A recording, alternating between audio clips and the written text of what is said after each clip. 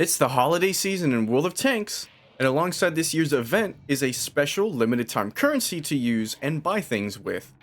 One of those things being this Tier 9 Russian premium medium tank, the Object 283. For 25,000 snowballs, you can pick up this 360 alpha damage 100mm tank. Doesn't that sound interesting? 360 alpha damage on a 100mm gun? It is pretty damn unique, but honestly, that's where the interesting parts of this tank starts and stops. From here on out, the tank is pretty average and mediocre. Its DPM is among the lowest for non-autoloader Tier 9 mediums, but still manages to be better than the likes of the UDES-16, AMX-30 Proto, and KPZ 50-ton, with its 2182 DPM given to it by its 9.9 seconds reload. It's not awful, but you will feel it, and it does make you wish that you were just using a 390 alpha gun. And it doesn't get any better when we take a look at the rounds, with its low standard AP pen of 237, which is better than the T54 and E50, and like the Heat 54 as some people may call it, this thing's heat rounds are what carries its penetration with 330 heat, which was buffed from PC's 300mm. The heat rounds are even faster than the AP, being 900 meters per second to the AP's 895. Not a huge difference, but a difference nonetheless. Sub 1000 shell speed, however, is of course lackluster shell velocity to have to work with. When it comes to the tank's gun handling, it's nothing special here either, with a 0.36 base accuracy value and 2.3 seconds of aim time. It does have 6 degrees of gun depression, which was surprising not seeing a 5 degree value here. And despite being rear turreted, it does get its full depression over the front, so you do not have to worry about that. How effective can you work that 6 degrees though, and how well does the armor fare? Well, honestly, the armor is the best part of the tank besides its 330 heat rounds. And that's not saying much because it's not super reliable, but it does exist. You can see it's kinda got a bulbous look to it, making it a lot of rounded parts in the tip of the hull and around the turret. The turret face is relatively thick, but it is wide, so becomes relatively flat as well, allowing for premium rounds to go through semi-reliably on the cheeks. Its cupola is really small, and when utilizing your gun depression, it's not visible to be penned whatsoever. The hull is well angled, but has the obvious front end to pen with its 190mm mid to lower plate that gets penned as long as the enemy shoots what's flattest to them. But if they miss, they are likely to bounce. It's kind of reminiscent of the M48 patent to me, honestly, with turret cheeks being weak to premium and a boat-shaped frontal hull that can net you some ricochets if the enemy's rounds don't hit flush on the hull. And because of the rear-mounted turret, side scraping is an obvious tactic to think of. It's got 80mm of curved side armor behind the tracks, and above the tracks is a cut hull inside that tapers inwards with added spaced armor to protect it as well, much like something like a 113 or an IS-7. And it is honestly pretty nice to side scrape with. Like I said, the armor is probably the best part of this tank. Be careful though, because you will get out-traded by 390 alpha guns that reload just as quickly as you, and you only have 1600 HP to trade with. You can easily be beat down in a 1 vs 1 if they are able to reliably pen you, so choose your fights wisely. As a decently armored medium tank, your mobility fares pretty well, with a 50 km/h top speed and 18 reverse. With only 680 horsepower, you do get a respectable 17.89 power to weight ratio to work with. It's the mobility you'd expect to see on a Russian medium, and works just fine for this vehicle. Luckily, the fire chance is low on this tank at only 10%. With the tank being rear turreted, you might worry about fires as the engine is presumably in the front. And it is, but it is actually more centered on the tank behind the driver. The traverse speed is a nice 46 degrees a second as well. As for its spotting capabilities, it's got pretty okay camo with 340 still concealment, but only 380 view range, which does hold this tank back a bit. You can live without it, but you will be more reliant on the team in some certain situations to spot for you if you're trying to sit back. And if it comes down to you to spot in a sticky situation, the best you can do is hope that the enemy doesn't hide well. It's playable, but it will not help you carry a bad situation when needed. Aggression is the name of the game at that point. Again, it's not terrible, but it has the concealment of a 390 view range medium without having the 390 view range. That's kind of my point. And in many cases, it's got worse concealment than most 390 meter view range mediums. so it's just a little held back on the spotting front of things. Overall though, it is a decent tank. It does its job, and 330 heat will always be good on any tank. It doesn't do anything special other than being a 360 Alpha 100mm gun though, and I don't think I'd play it even over the other Tech Tree Tier 9 Russian mediums. But I didn't mind playing it, even though I'll be honest, the games weren't great, and you'll see that pretty soon. I think it's a perfectly serviceable tank, and one that you can buy with Snowballs, making it a nice addition to any tanker's collection if you just participate in the Winterfest event. And that's how I'd recommend everyone to get the tank too, through Snowballs. It is available in the Yules war chest, and you might pull it from your free Yules that you can get every day for a win or through Twitch drops.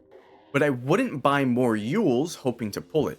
No need to gamble for this tank when it's right there for 25,000 Snowballs. There's plenty of ways to get massive piles of Snowballs too, especially if you've been playing for the past 2 weeks. But if you haven't, there's still large amounts of Snowballs to get through the Community Challenge and through the T28 Concept Tank Earn Challenge.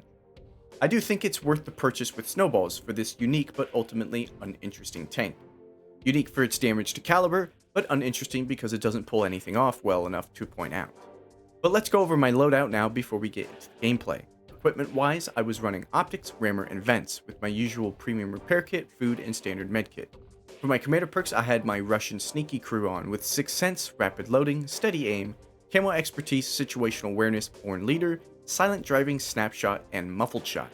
This is just a crew that I had on, and you can of course go with run and gun instead of muffled shot for better on-the-move accuracy. But now to the gameplay. And so here we are on the first of 2 games on Redshire. And earlier in the review, I said something along the lines of, the games I had weren't great, and you'll see that pretty shortly. And here we are. I usually try and get you guys Ace Tanker gameplays, and I guess I'm spoiling it right now by saying that neither of these 2 games are Ace Tankers, but they are 2 of my best games that I had.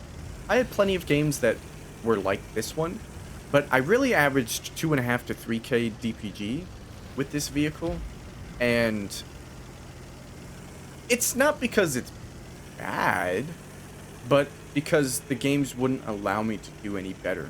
With 360 alpha damage, I'm losing out on 30 alpha damage per shot, while shooting roughly as fast as a 390. So I'm not hitting as hard as I could be if I was using a 390 alpha gun to get my damage up higher, right? But 360 alpha damage is in a weird territory, especially at tier 8 and above, where it's high enough to not have the DPM of a low caliber gun, right? So because I'm a 100mm without 320, I don't have the 320 alpha DPM, right? But it's low to the point where it doesn't feel like your shots really have that big of an impact every time you hit someone unless you high roll. And high rolling does feel great. I have had plenty of 400 alpha damage rolls. Here you can see my low AP pen against myself isn't doing great at distance. So we load the heat rounds, and now we're going to start penning the face. Just like that.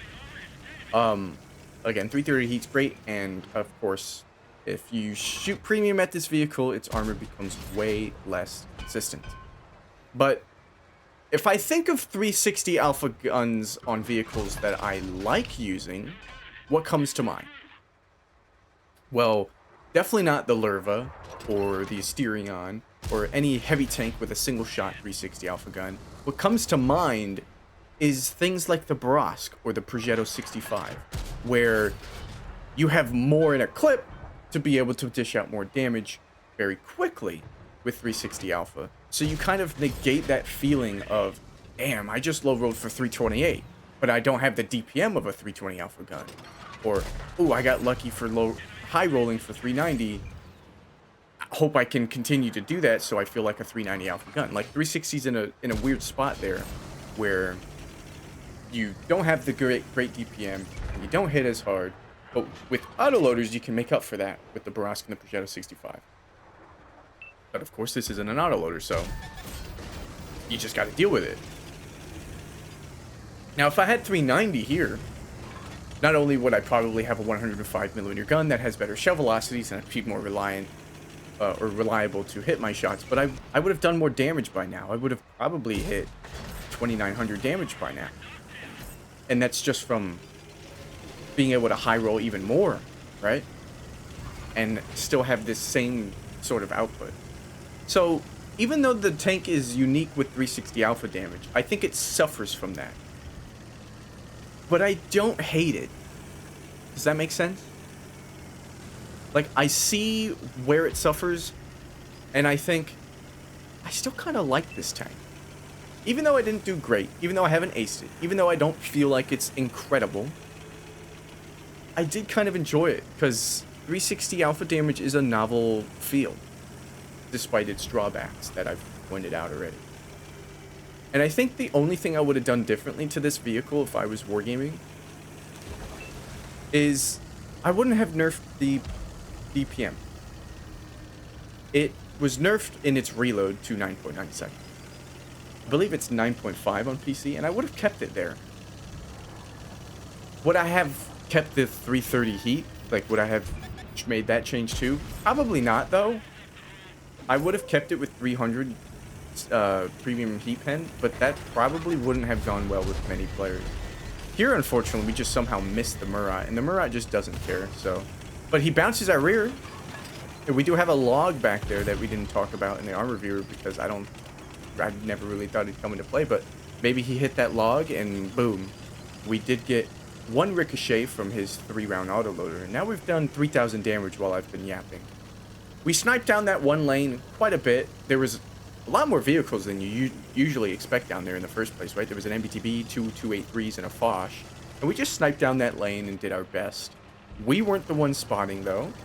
And had we needed to spot, we probably would have died, because we probably would have gotten spotted while spotting. Especially with that MBTB having 420 meters view range. He has 40 meters view range better than us. Even though he's a heavy tank, to be able to spot him with 380, I probably would have had to pull up just enough to where he could spot me with my mediocre camo and view range. But regardless, we're now in a nice position where 6 degrees of gun depression is working well for us on a ridge. We do kind of have the toe peak. I could back up here and turn around, but I don't want to miss out on this damage. And just look at that. If I had better DPM, I would have gotten that kill. It's whatever. These guys have a lot of HP for me to have. We're about to hit 4,000 damage. Can we get some more? Well, let's try and pull over here. The Foch keeps looking at me. I'm worried. I want him to stop looking, but oh my god, what just hit that guy for 1,500 damage? And then the Stir finishes him off. I go down towards the Foch. He tracks me, which pulls me in towards him, which was unfortunate, but before he can continue to flip me out, he's dead. Now, I really want some arty damage to pull my 4,200 damage game to an even higher status, but unfortunately, I don't know if I'm even going to get that. Now, I already told you this isn't an ace, and you shouldn't expect an ace from this, but we did get 1,100 spotting through that HE shot on whoever that was. And unfortunately, we just didn't get to the arty in time. I waited just long enough to where the Sturm Tiger got his shot off before I could release mine, and that only gives us 1,500 base XP. Actually, not even 1,500. You can't even round that up, even though it's above the 50 mark. That's 1,450. So yeah, that's the 283 for you. If you have the Snowballs, pick it up. You might enjoy it. It might click with you. This could just be a me thing of, I just didn't really enjoy the vehicle. But who knows, maybe you'll love it. That's all for me today, though. Merry Christmas, and I'll see you in the next one. Take care.